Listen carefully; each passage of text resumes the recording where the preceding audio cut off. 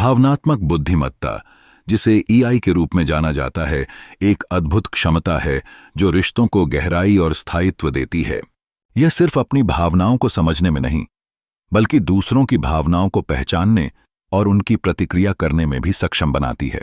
जब हम दूसरों के साथ अपने संबंधों पर ईआई का प्रभाव लगाते हैं, तो हम एक नए दृष्टिकोण से एक दूसरे को समझ पाते हैं। पहला कदम है अपनी भावनाओं की पहचान करना और उन्हें स्वीकार करना। जब हम अपने अंदर की भावनाओं को समझते हैं, तो हम बेहतर तरीके से संवाद कर सकते हैं। उदाहरण के लिए, यदि आपको दैनिक जीवन की छोटी छोटी बातों पर गुस्सा आता है, तो खुद से सवाल करें कि ऐसा क्यों हो रहा है। उस गुस्से का वास्तविक कारण जानने से आपको अपने पार्टनर के साथ बेहतर संवाद करने में मदद मिलती है। दूसरा चरण दूसरों की भावनाओं को समझने का है।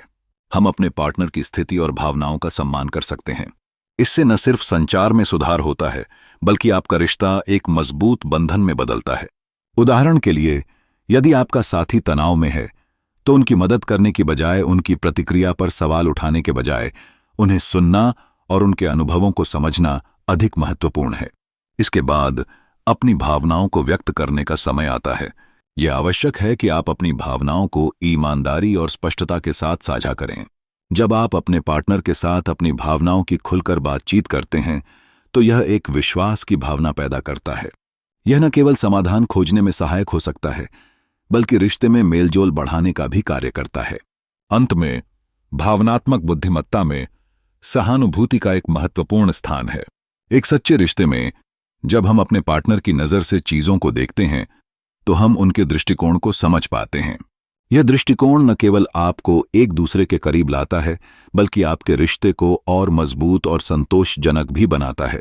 सारांश में, भावनात्मक बुद्धिमत्ता को समझकर और उसे अपने संबंधों में लागू करके आप सफलता की एक नई परिभाषा बना सकते हैं।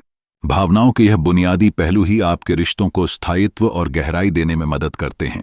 अपने दिल को खोलें, भावनाओं को समझें और संबंधों को संपूर्णता की ओर ले जाएं।